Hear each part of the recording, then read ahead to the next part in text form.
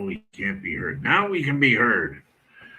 Good evening, everyone, and welcome to the Tacky Thursday edition of Steve Sporty Balls. I'm Harry Von Stuttgart, your announcer. We're live from the Tom O'Neill broadcast studio on the fourth floor of the Park Forest apartment complex somewhere in Jackson. And we got some new stuff, new chair, new table with the old table, and everything looks good. The only thing that probably doesn't is our man, Steve Baxman. Really? You want to do that to me now? Lower, please. Thank you. Hey, greetings, everybody. Welcome, one and all, to the Corsican Ball. Give me a moment here. I want to answer a text station. Boom.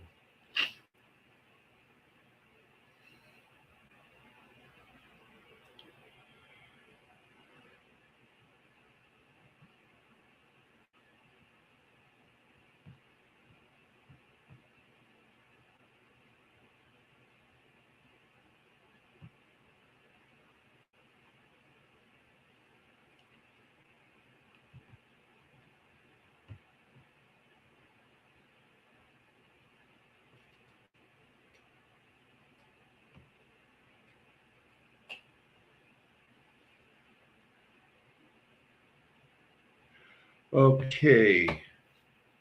Now, let's get to the reason we're all here. And wow, this week has not been kind to us as it uh, goes with, of course, the fun of memories. We've lost Dolly Parton. We've lost who else did we lose? We lost Dolly Parton. We lost Tim Curry. We have now lost Peter Cullen, the voice of Optimus Prime in the Transformer series, and the announcer for the Sonny and Cher show on CBS long ago in like mid to late 70s. Wow. What a day, what a night, what a quadruped that we have for you tonight. Yes, indeed. Now, what else can we do for you? Oh, yes, we got a sports show. That's right. So let's do some sports, shall we?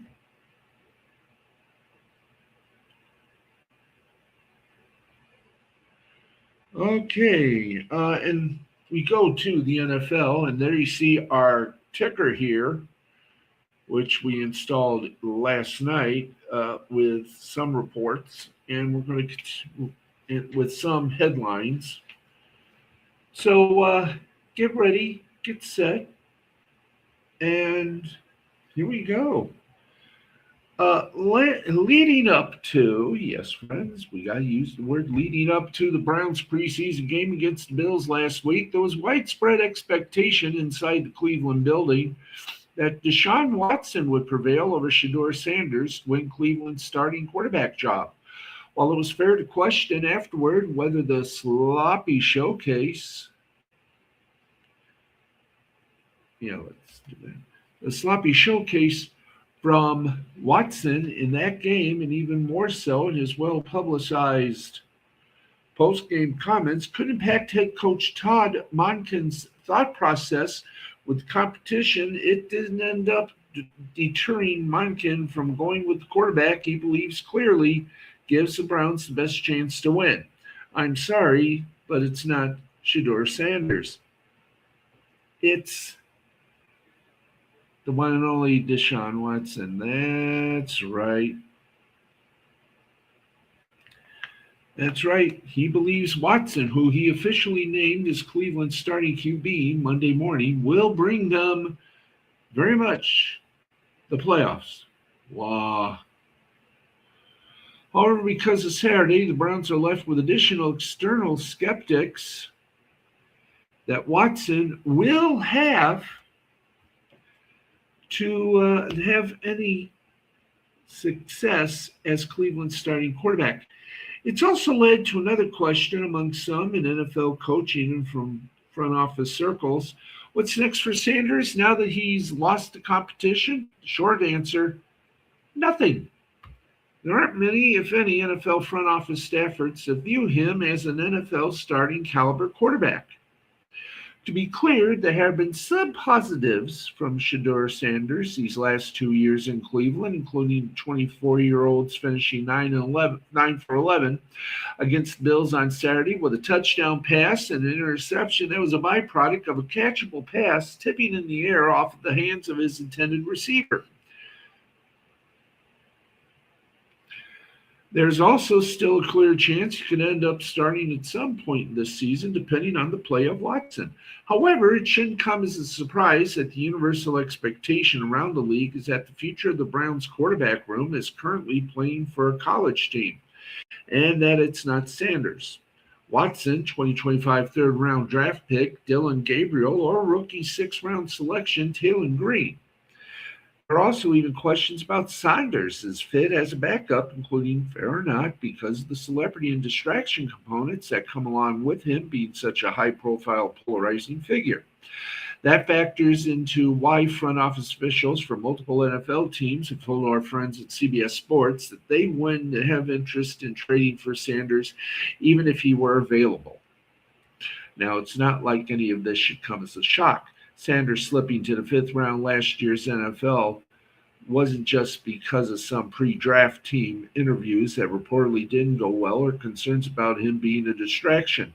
Frankly, there were a number of personnel and scouting sources who told CBS Sports during the build-up to the draft that they didn't have starter grades on Sanders and that just from a skill set perspective, they questioned his capability to become an effective starter in the NFL level. Although Sanders wound up being the Browns' starting QB for their final 8 games last season, his QB rating, 68.1, ranked last in the NFL among quarterbacks with more than 22 pass attempts. NFL sources also still see clear weaknesses in his game beyond just arm strength that's far from elite, such as holding on to the ball too long and being a slow processor at times. And while many who have been around Sanders describe him as likable and generally being of good character, there have also been sources critical of his preparation at different points and who have referenced him being challenging to manage at times, including last year, for example, when he knew he wasn't going to be starting. It's why there are even some around the NFL who even wonder if Gabriel would be a better fit as Cleveland backup, referencing things such as his work ethic and the ability to function on short notice. Nevertheless, at least for now, the Browns have indicated they're moving forward with Sanders as their backup QB, and it remains to be seen how badly Watson would need to struggle for Sanders to get an opportunity to replace him as Cleveland's starter. Ooh.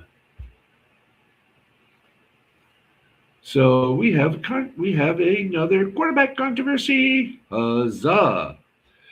College football report. And here we go. That's right. The SEC faces its first challenge since voting to penalize coaches. Hi there. We're reading now.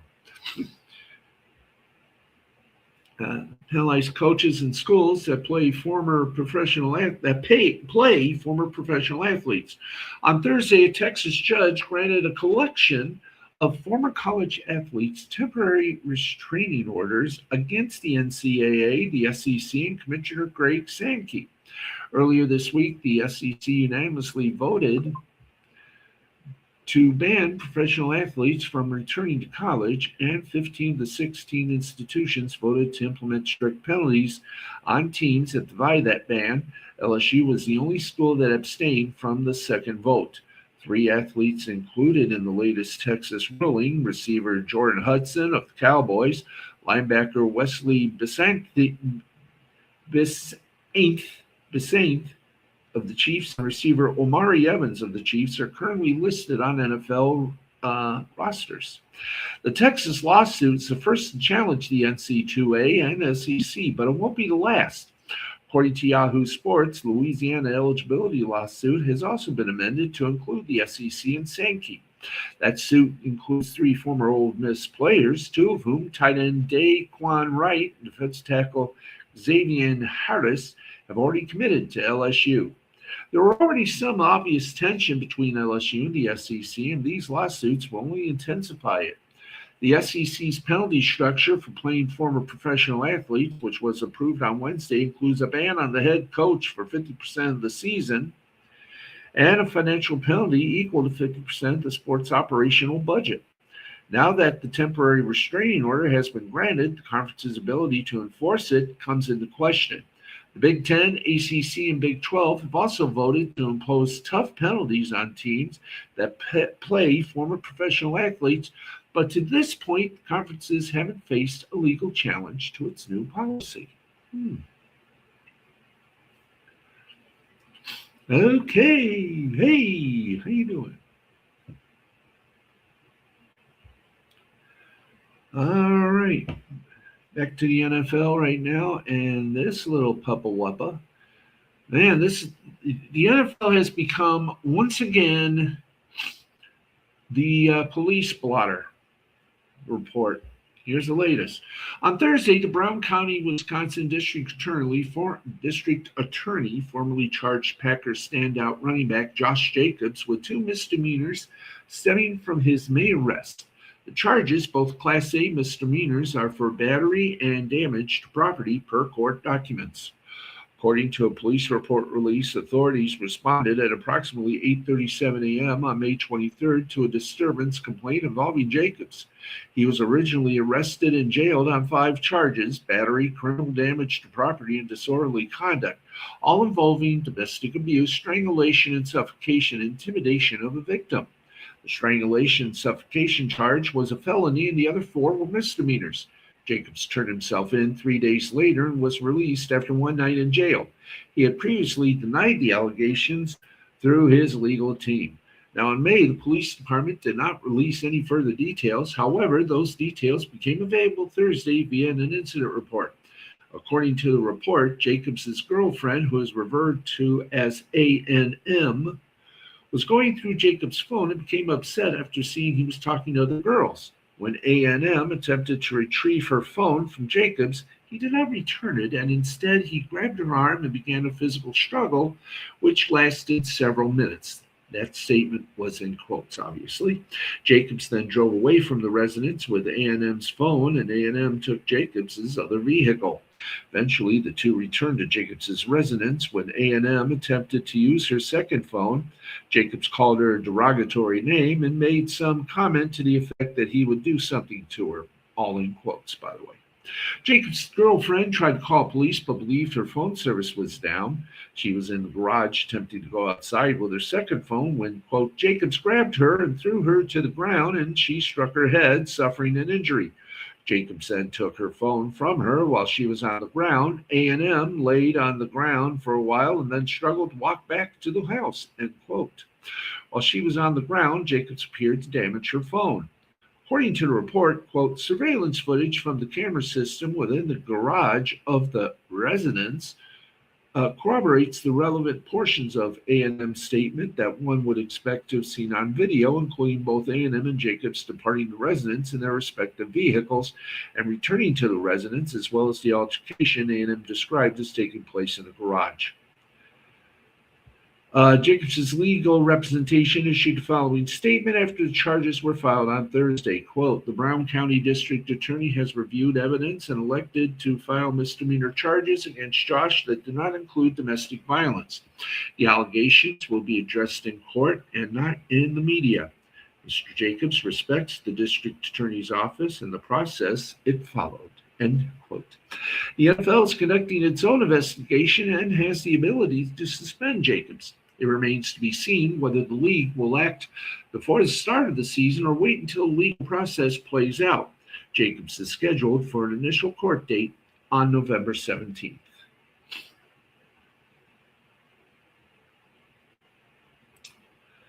Okay, and a reminder,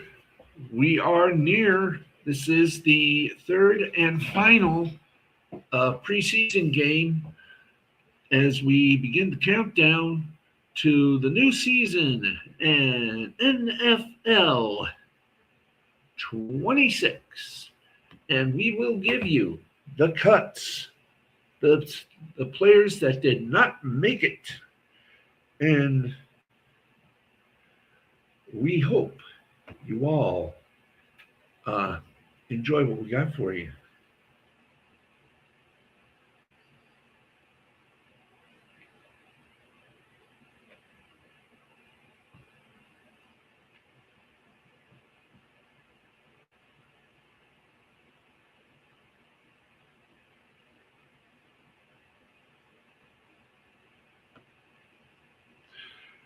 Anyway, we continue on as we got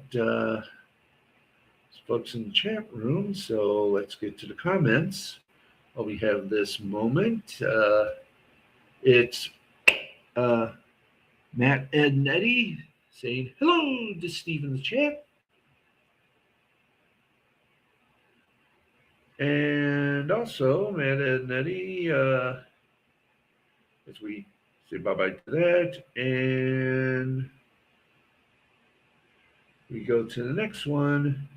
It's also from Matt, Ed, and Eddie. Steve, did you get the report I gave you in Facebook DMs? I'll look it up when we get to a commercial break. In fact, I'll look it up right now, as a matter of fact. Folks, hang a left with us. You know, this is the little minutia here.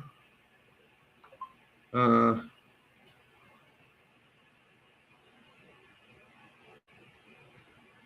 see what we got here.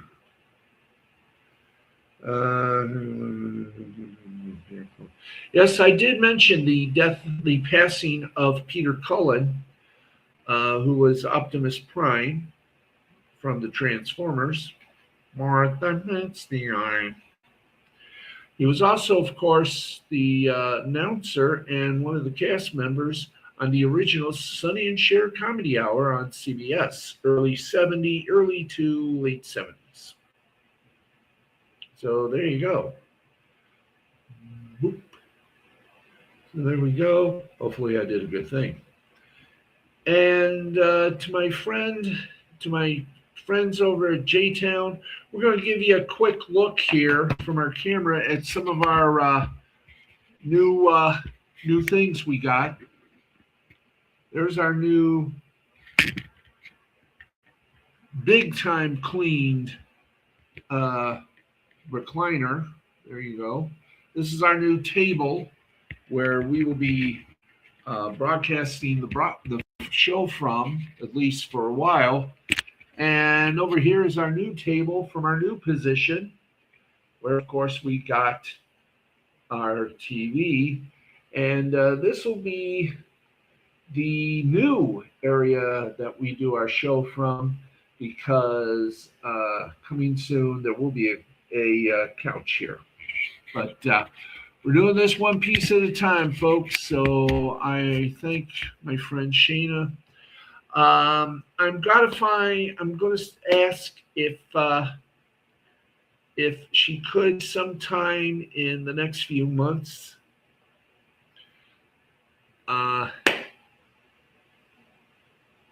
if she would be available to help me out again, because my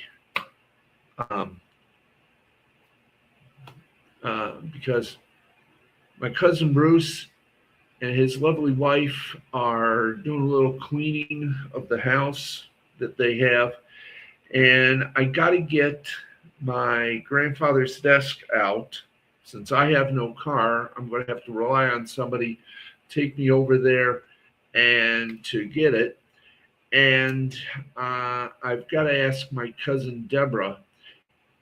Well, I'll have to ask Chris if she knows if one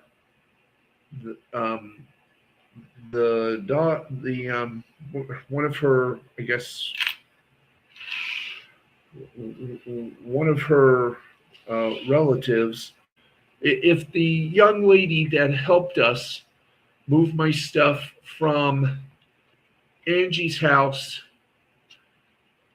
and to the chalet here knows that she still has my cedar chest, I'm going to need that explicitly if there's any way that she might be able to retrieve.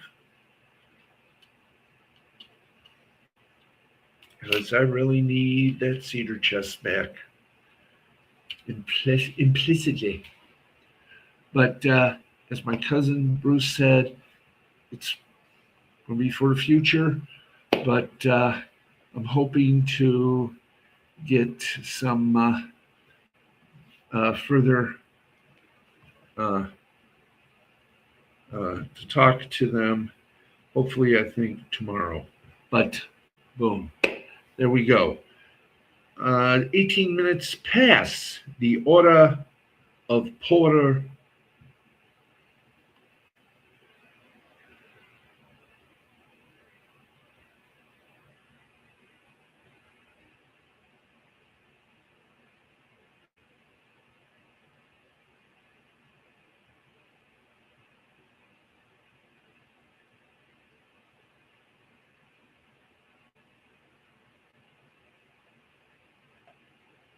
Anyway, let's get back to some sports and entertainment news we got for you tonight. Let's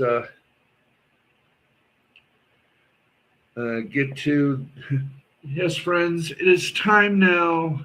We delayed, but it is time now for another episode of As the WNBA Turns. And this week, the WNBA story, our saga continues thusly. LA Sparks center Cameron Brink called NBA player Enes Kanter Freedom a stupid piece of who is just trying to stay relevant in the strongest statement yet by a current player regarding Kanter Freedom's recent antics.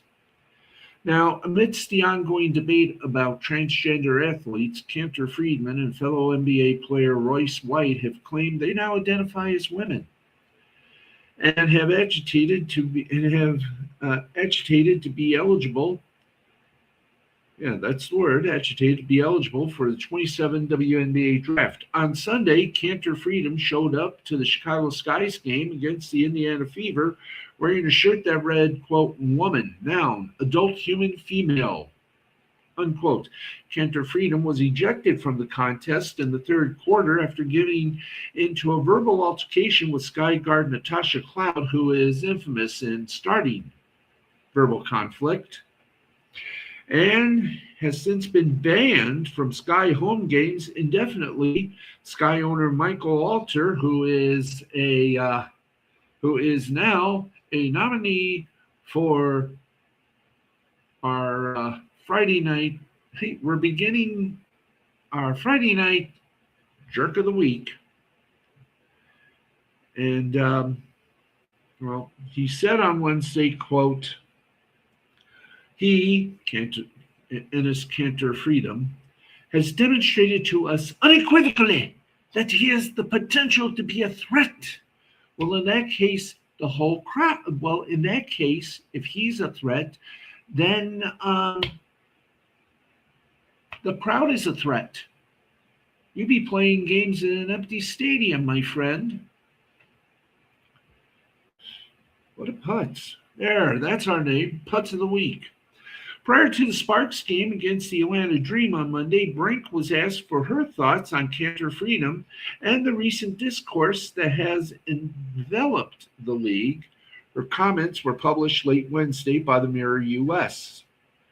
And we will not repeat them because we will have a brief, noxious commentary. Well, actually, a brief commentary including our definition of woman coming up. Now, following Sunday's incident in Chicago, CBS Sports spoke to sources around the league who said they do not think the eligibility of Kanter Freedman and White is a legitimate matter and view their recent actions as publicity stunts. Well, they do have a point, but we'll explain that at another time. The league has not made an official comment on the matter because they're still trying to decide what is the definition of a woman. Now, last month, Fever guard Sophie Cunningham said in an ESPN profile that she wants to, quote, protect young girls in a locker room or young girls in sport who should have to go against biological men, end quote. Cunningham doubled down when asked about the comments prior to a July 22nd game against the Connecticut Sun. And as we know what happened afterwards.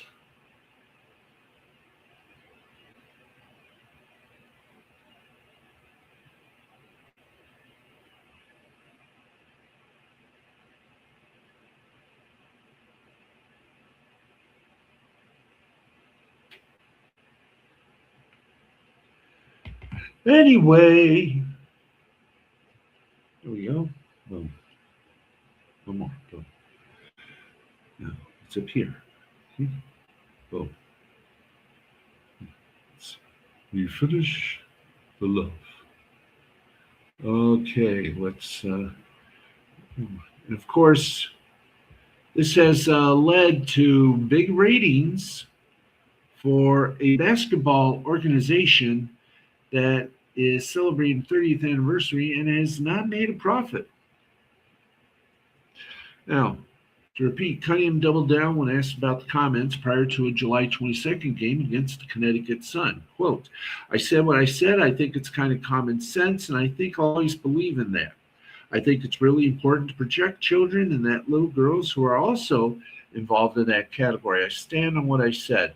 Now, Cunningham added she doesn't dislike anyone and that there's room to love everyone.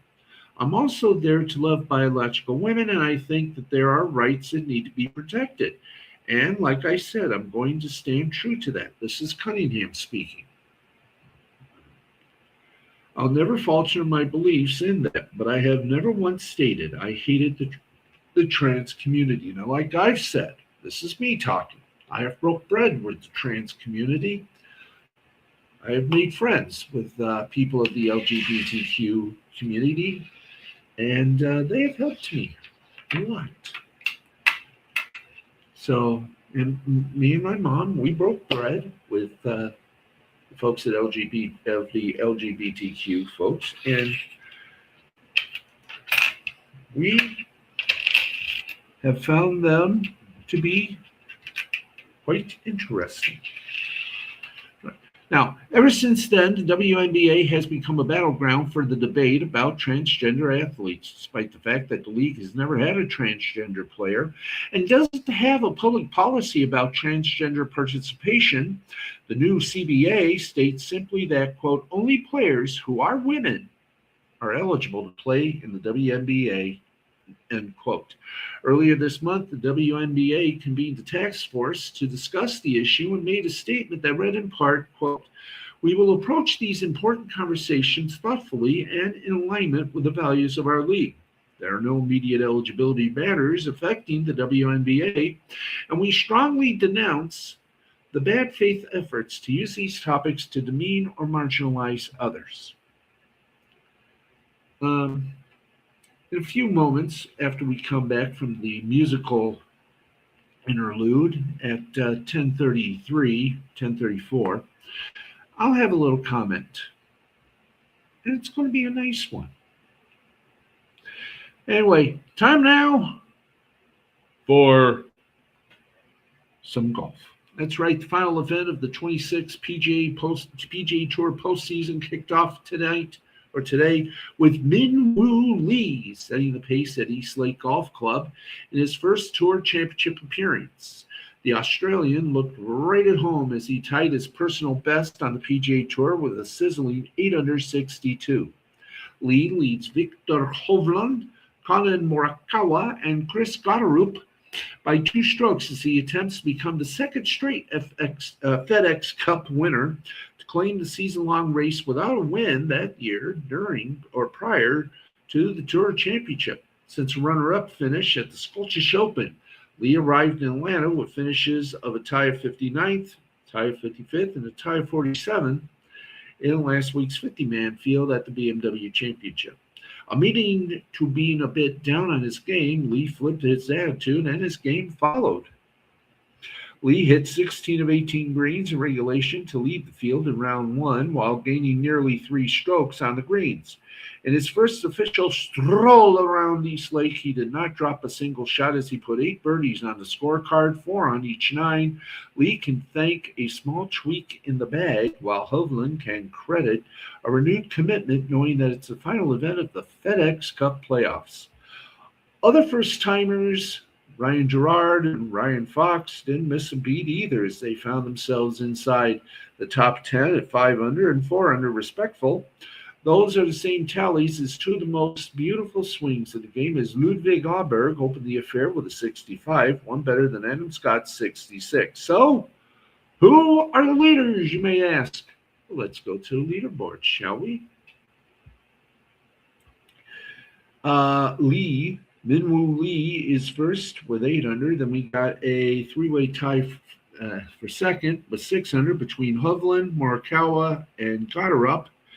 We have a 3-way tie for fifth at 5 under between Gerard, Batia, and Auberg, along with Schaefer. So that's a 4-way tie. Then we have a buttload. That's right. We got a 6-way tie for 9th place at 4 under between Fox, Scott, Woodland, Fleetwood, Burns, and Fitzpatrick, all at 4 under par. And we have hit the post. That's right. It's time for us to take a little bit of a musical interlude for just a little bit. We hope you'll stay with us because coming up, besides a look at the scoreboard, I'll give you my commentary on the happenings of the WNBA and a long-awaited word of just my definition of woman. Stay tuned. We shall return after this brief musical interludis or interludi. Ay, ay, ay, ay, ay.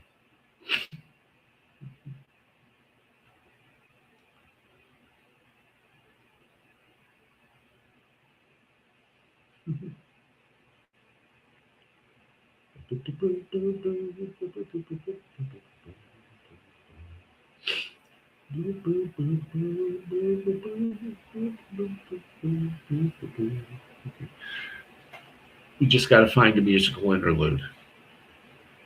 That's why we're boop, boop, booing. Boop, boop, boop, boop, boop, boop. Okay, let's do the interlude, guys.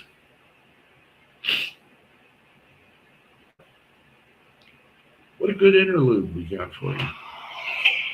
Hey. Nope. Here we go.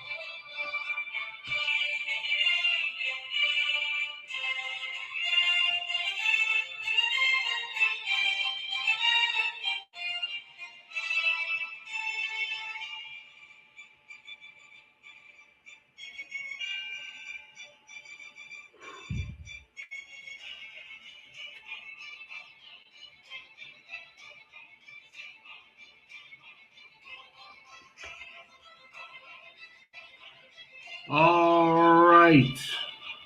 Welcome back to the ever streamable Steve Sporty Balls, the SSB for Tacky Thursday, August 27th, 2026. Scoreboard time coming up next.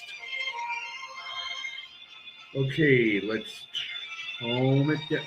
Let's home it down now that they're in the production facility. Thank you. Wow, nice fade there. Love it.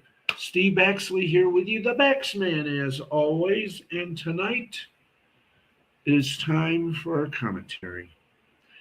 And here it is, folks. Here it is. The commentary of commentaries, legumes and legettes. My definition. Now, we all know the WNBA has been having meetings to define woman. All they got to ask is someone who speaks the Spockian way of logic. Woman. Despite what it says in the dictionary, a woman is equal to a man. Now, don't poo-poo this, but just listen to logic. And I never thought I would quote something as, I never thought I would quote anything from this book, but I must. The book of all books, the Bible. Because in Genesis, it says it all. Because of the obvious reason, God created the heavens, the earth, the animals, etc. But he also created man in his image, whatever image that is. Well, one night, he thought, damn, this guy's alone. I got to do something. So one time he put Adam to sleep. That was the man's name that God gave him. Now, so I don't bore you with all the intricacies of all this. When Adam went on that prolonged sleep, the big guy upstairs, he took one of his ribs and created woman and called her. And when Adam woke up and saw this beautiful woman, he called her Eve, Adam and Eve. Of course, you know the rest of the story. God created Eden, which was, for point of the word, which their own little slice of heaven. But he also gave point to not eat from the fruit of the most forbidden of trees. But as we all know, a serpent coerced Eve to eat the apple, and Eve coerced Adam to do same. Afterwards, well, you know the whole story, Cain and Abel, blah, blah, blah. But this commentary uses logic, and as I like to call it, Spockian logic. Woman is equal to man in many things. She voted. Now, in the olden days, she didn't have the right to vote, but she did drive. She could hold a job, etc., etc., etc. One of the most prolific rock and roll stars, of course, Rick James, said it best and sang it best. A woman's got the strength, a woman's got the power. Look at how much a woman or women have made in society. Madame Curie was among those that discovered penicillin. But women have also become major stars, singing stars, television stars, movie stars. They've owned companies, they've run companies. They started from the bottom and went to the top. They're mechanics, they're race car drivers, they're baseball players, they're softball players, they're football players. to borderline that little fact is simple. When they first began with football, it was called the Lingerie Football League. But since then, women's football has grown to be a sport, a true sport. Now, when you say, oh, come on, Steve, what do you mean by true sport? Fully padded, shoulder pads, safety things, etc. They are kicking major butt against teams far and wide. They are also, for some, great basketball players.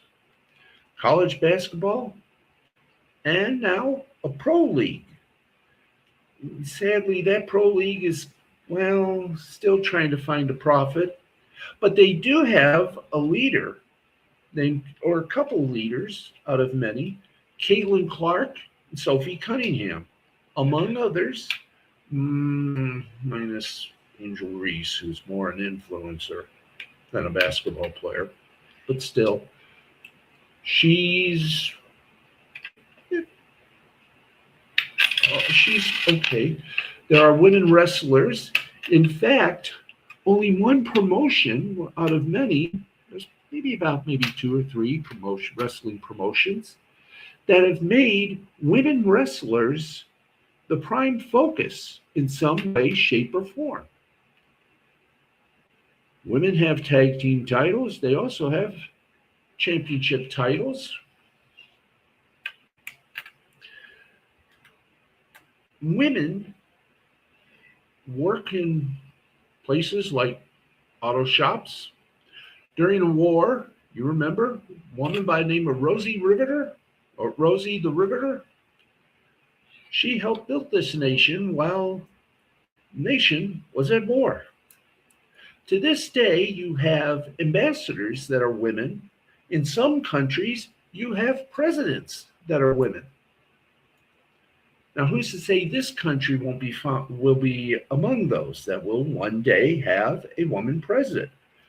We've had a woman vice president. We've had 2 women secretary of states, and UN ambassador is a woman, or was a woman. You know what I mean? Women have strived to be a part of history. First woman astronaut. And leave us not forget Sally Ride, the first teacher who became not just an astronaut, but along with other crew members in that ill-fated Challenger disaster, became a true star. We've had actresses, we've had officials, we even have referees and umpires. The first woman umpire, first woman referee in a football game, first women referee in an NBA game. The only thing that we haven't had is a first female referee in a hockey game. However, the NHL does have the record. They have their first woman goaltender, who is now in the Hall of Fame. So to those of you who wonder what a woman is, let's just say this. They're not a noun. They are the present. They are the future. They are equal to any and all task that a man can do, and even surpass man in doing it. A woman's got the strength. A woman's got the power. And just like a man, a woman knows how to do it. You do it with pride, with dignity, and respect. And if the WNBA doesn't understand that, I mean, there's even a commissioner who's a woman in the WNBA. Women have made great strides in this universe, in this place we call Earth. And it's time we all give them the equal respect that they deserve. Now, let's get to the scoreboard, shall we?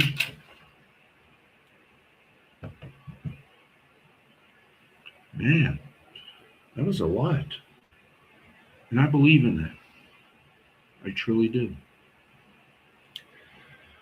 Well, let's go for it. Let's get you some scores from all around the world of sports. And by the way, in Australia, there's a AFL and a WAFL. There's a men and women's AFL, Australian Football League. And they're good at what they do. Speaking of which, let's go to the WNBA as we go around the world and give you the scores. And only 2 games to tell you about in the WNBA. Final score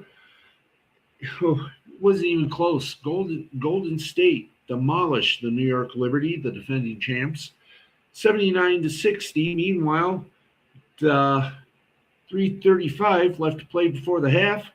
It's Washington 38, Phoenix 27. And we've already done this week's this night's edition of as the WNBA turns. So why don't we go from the WNBA to the NFL preseason grand finale before cut day begins. Let's go to the scoreboard and give you the scores from tonight's big time round. And the finals begin thusly with Buffalo coming back from behind to beat Pittsburgh 28-27. 12:55 remaining in the second quarter before they go to the half.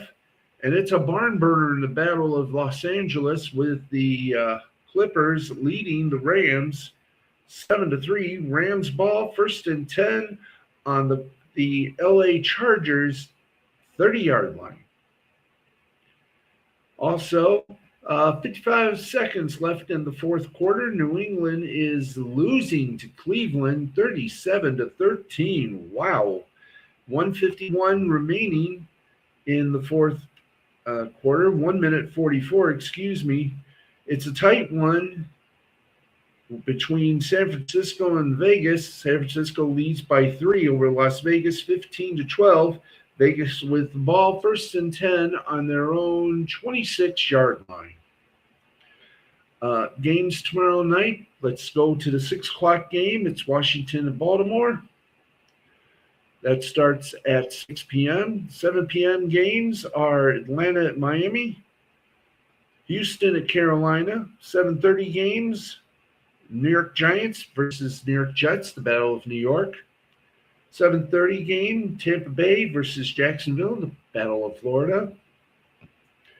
8 p.m. games are Arizona taking on Green Bay at Lambeau Field.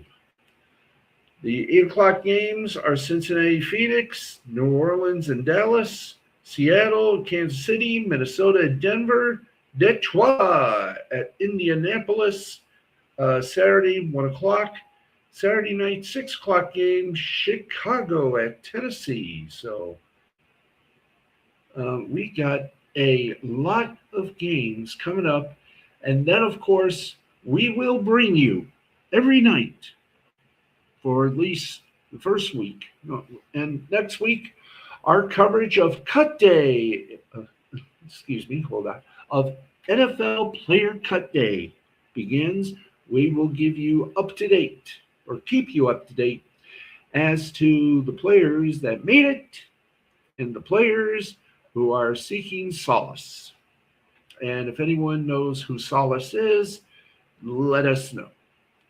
So right now we go from one scoreboard to another scoreboard.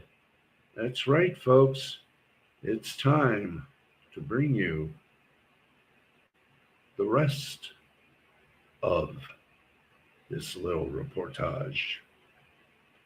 Yes, it's time for minor league baseball action. Let's rick 'em, rack 'em, roll 'em. Hit 'em low and really fight. And we have the good scoreboard. Oh boy. I hate when we gotta do this. We gotta go searching here and I gotta use one of my voices.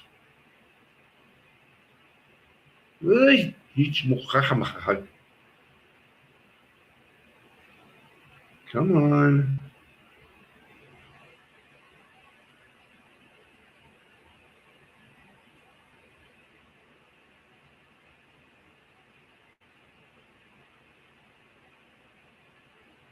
Okay.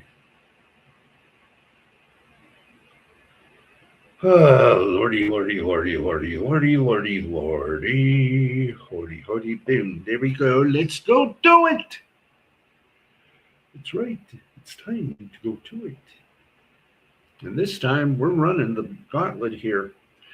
In the International League, bottom of the eighth inning, Toledo Mud Hens lead the St. Paul Saints 9-3. Final scores: Iowa Cubs 7, Omaha Storm Chasers 6, Jacksonville Jumbo Shrimp 10, Nashville Sounds 8. In 10 innings, the Memphis Redbirds beat the Charlotte Knights 3-2. Rochester Red Wings beat the Buffalo Bisons 7-6. Syracuse Mets, Lehigh Valley Iron Pigs were postponed due to rotten weather. Norfolk Tides came in to beat up on the Durham Bulls 5-4. Gwinnett Strikers over the Louisville Bats 5-3. Indianapolis Indians over the Columbus Clippers 6-5. And if that wasn't enough, the Worcester Red Sox beat the Scranton Wilkes-Barre Rail Riders 7-1. Pacific Coast League action, top of the third, Salt Lake Bees 1, Tacoma Rainiers 0. Top of the third, Las Vegas Aviators over the Sugar Land Space Cowboys 4-1. Top of the sixth, Reno Aces 2, Sacramento River Cats 0. Top of the ninth inning, Albuquerque Isotopes 9, Round Rock Express 3. And the El Paso Chihuahuas beat the Oklahoma City Comets with a C 5-4. Eastern League action, let's go for it. Portland Sea Dogs barked up the Richmond Flying Squirrels 11-2. Binghamton Rumble Ponies and the Reading Fighting Phils postponed due to rotten weather. Somerset Patriots over the Akron Rubber Ducks, quack, quack, 8-6. Chesapeake Bay Sox over the Harrisburg Senators in 7 innings, 2-0. New Hampshire Fisher Cats over the Hartford Yard Goats, 7-3. Altoona Curve over the Erie Sea Wolves, 9-5. What a way to make a living. Final scores and everything else therein. Let's go to the final score in 10 innings. Pensacola Blue Wahoos over the Montgomery Biscuits, 5-4. Rocket City Trash Pandas over the Birmingham Barons, 7-4. Chattanooga Lookouts over the Columbus Clingstones, 4-3. And at the top of the seventh, a little rain delay, the Biloxi Shuckers are leading the Knoxville Smokies 7-1. Texas League action, Frisco Rough Riders over the Northwest Arkansas Naturals, 7-0. Midland Rockhounds over the Tulsa Drillers, 4-2. And in 10 innings, the Arkansas Travelers beat the Wichita Wind Surge, 8-4. Springfield Cardinals beat the San Antonio Mission 7-2, and the Corpus Christi Hooks over the Amarillo Sod Poodles 7-3. Midwest League, that's our league. Let's get to it. Wisconsin Timber Rattlers beat the South Bend Cubs 9-0. Lake County Captains defeated the Cedar Rapids Colonels with a K 11-10. Beloit Sky Carp over the Quad City River Bandits 11-5. Great Lakes Loons top of the Lansing Lugnuts 7-2. And we got to get the Midwest League standings. We'll do that on the morrow.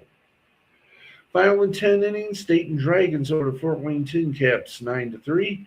And the West Michigan Whitecaps beat the Peoria Chiefs 3-1. Northwest League action, everything's still going on. Top of the 5th inning, Tri-City Dust Devils lead the Hillsboro Hops 1-0. Top of the 3rd, the Eugene Emeralds over the Everett Aqua Sox 3-1. And at the bottom of the 3rd, Spokane Indians, Vancouver Canadians are tied at 1. Let's go South Atlantic League action. Greensboro Grasshoppers over the Hub City Spartanburgers 11-4. Winston-Salem Dash over the Bowling Green Hot Rods 10-7. Brooklyn Cyclones over the Hudson Valley Renegades 5-2. Greenville Drive over the Rome Emperors 7-1. We got a couple of postponements. The Asheville Tourists Frederick Keys game postponed due to rain. Wilmington Blue Rocks at the Jersey Shore Blue Claws postponed also by rotten weather. California League, they're in California, so they're still going. Lake Elsinore Storm lead the Rancho Cucamonga Quakes 2-1, bottom of the 5th. Bottom of the 3rd, San Jose leads the Visalia Rawhide, the San Jose Giants 10, the Rawhide 1. Top of the 4th, it's Inland Empire 66ers 3, Fresno Grizzlies 1, and in the top of the 3rd, the Ontario Tower Buzzers are leading the Stockton Ports 1-0. Carolina League action, Hickory Crawdads and Wilson Warbirds were postponed, as was the Salem Ridgeyaks at Fayetteville Woodpeckers due to rain, naturally. Hill City Howlers beat the Kannapolis Cannonballers 7-6. Augusta Green Jackets over the Myrtle Beach Pelicans 8-4. The Columbia Fireflies over the Charleston River Dogs 8-1, and the Fredericksburg Nationals over the Delmarva Shorebirds 9-0. We had a couple of double dips in the Florida State League. One involving the Clearwater Threshers and the Lakeland Flying Tigers, and they split the pair, with Lakeland beating Clearwater 8-2 in the first game, and Clearwater beating Lakeland in the second 11-6. The other double dip happened between the St. Lucie Mets and the Daytona Tortugas. Game 1 went to the Tortugas, beating the Mets 8-2, and the Mets split it with Daytona by beating them in the second game 3-1. Palm Beach Cardinals over the Dunedin Blue Jays 7-5. Tampa Tarpon over the Jupiter Hammerheads 8-3. And the Fort Myers Mighty Muscles beat the Braden Marauders 4-2. The Major League Baseball Draft League action. Here we go. Final scores. Aberdeen Ironbirds over the Mahoning Valley Scrappers 8-3. And the Williamsport Crosscutters blew a lead, which they didn't make, as they lost to the State College Spikes 3-0. West Virginia Black Bears and Trenton Thunder were canceled due to weather. American Association games, they went like this. Bottom of the 9th inning, Chicago Dogs and the Cleburne Railroaders tied at 4. Top of the 7th, Fargo Moorhead Redhawks over the Sioux Falls Canaries 11-7. Sioux City Explorers beat the Gary South Shore Railcats 6-4.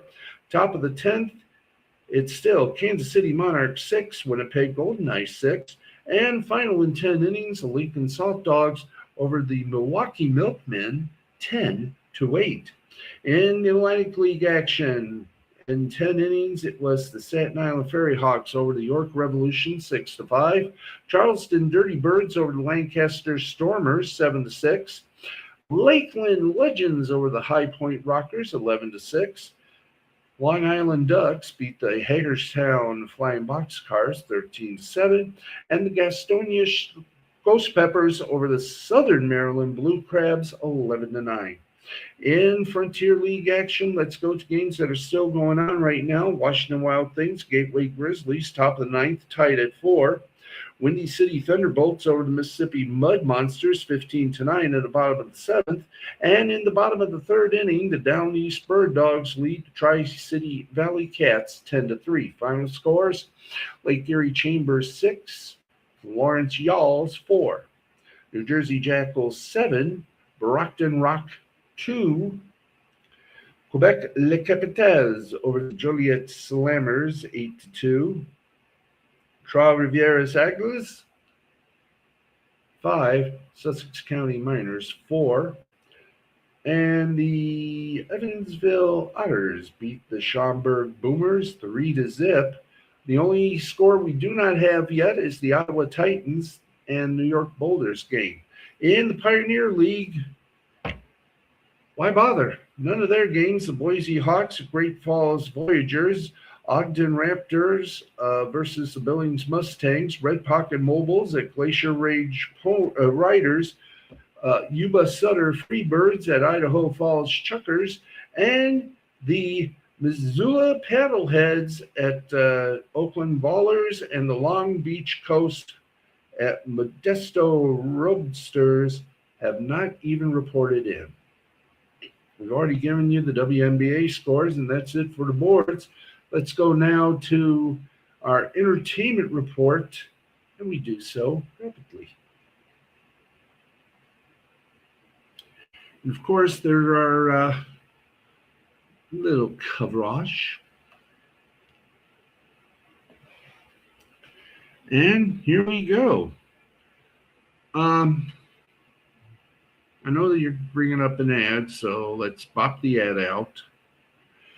CBS is celebrating 1,000 episodes of Big Brother by doing the stupid. They are taking away the live feeds from fans as a massive twist plays out in the house. At the end of the celebratory episode, which saw the 7th housemate evicted, host Julie Chen Moonves delivered news of an unprecedented twist.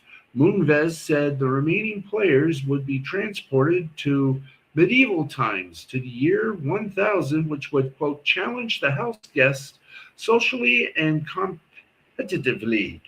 For the twist, there would be no head of household, no veto competition, and no blockbuster adding, quote, but when all is said and done, someone's game will come to an end before the next live eviction. Rip. Okay, let's get to some more fun. And Leah Remini has joined the Real Housewives of Beverly Hills Season 16 cast. That's right. Bravo continues to give out diamonds, and Leah Remini is the latest to get one, as she is set to join the Real Housewives of Beverly Hills. The King of Queens star and host of People Puzzle on the Game Show Network and syndicated will be joining the reality series in season 16, sources confirmed to Deadline. Remini is best known for acting in sitcoms like Kevin Can Wait, Saved by the Bell, and First Time Out. She is not new to unscripted, as she previously starred in TLC's Leah Remini, It's All Relative, and the docuseries Leah Remini, Scientology, and the Aftermath, where she investigated the Church of Scientology after breaking away from the church. Remini, casting on Real Housewives of Beverly Hills, found Tracy Tudor joining the series. The $1 Million Listings Los Angeles star is already in the Bravo universe and is going to trade franchises and mix in with the likes of Kyle Richards, Dorit Kimley, Sutton Straka, Erica Jane, Rachel Zoe, and Bozoma St. John. So there you go. By the way, Bravo has not yet confirmed which season 15 Real Housewives of Beverly Hills stars will return for the new season, but one thing is for sure, Amanda Francis will not return after one season. The self-made star took to social media to confirm she will not be returning to the reality series. Okay, we got about a minute. You mean we're done? I'm shocked, nay, stunned. We're over the lot. We have done it. Yay. Friends, and you are my friends, that's going to wrap it up for us for tonight. We will be back Friday night, same time, same place, with an all-new broadcast. That's right. We're going to be here Friday night. Yay. Isn't that nice? And hopefully you like some of what we are going to be doing around here, because even we don't know what's going to come. But by middle September, you're going to see literally a whole new look here. And by the way, I forgot to show you one other thing. That is a drawing table. And yes, that's our microphone and other little set, including what I call Renfield. That's my vacuum cleaner. Okay, let's go back here, and that's a wall. And that's well, that's a roof. Well, that's a ceiling. Thank you. Okay, that's going to wrap it up for us. And this time, I get to do the end credits because we have graphics, as you can tell, but we're going to do something a little bit different. We're going to have an intro, we're going to have an outro, and we're going to have credits. That's good, isn't it? Yes, and don't be surprised if the credits happen to be right here on our little doodad. But we're going to keep you entertained and informed and do everything we can to make the world a little bit more funnier. So until then, Harry's going to do his thing, and we're going to fade to black. So, Harry, go to it. I am the Baxman. Cuckoo, cuckoo. See you Friday. Harry? Thank you, Steve. The executive producer, the creator, was Steve the Baxman Baxley. Producer-director was the wizard himself, the one, the only, Mr. Magnetism, Matthew the Wizard Nichols, our gamer reporter, our coordinating producer and wrestling fanatic, the Brain, Jay, the Brain Man. Video, audio, and all that engineering stuff, Cletus Throckmorton and Lord Hawthorne Hayes. Our announcers were Franklin Pangborn, Lord Hawthorne Hayes, and yours truly, Harry von Stuttgart. And, of course, the ones and only General Big Jimmy, Billy Bob Bull Schwartz, Timmy, Brother Timmy, and the First Lieutenant Timmy, and Second Lieutenant Timmy. Yeah, both brothers, both last name Schwartz. Go figure. I'm Harry von Stuttgart. This broadcast has been a presentation of Mystifying Creativity Productions in association with the L2C Media Network. We'll see you Friday night. Thanks for being a part of it. Good night from our studios in Jackson.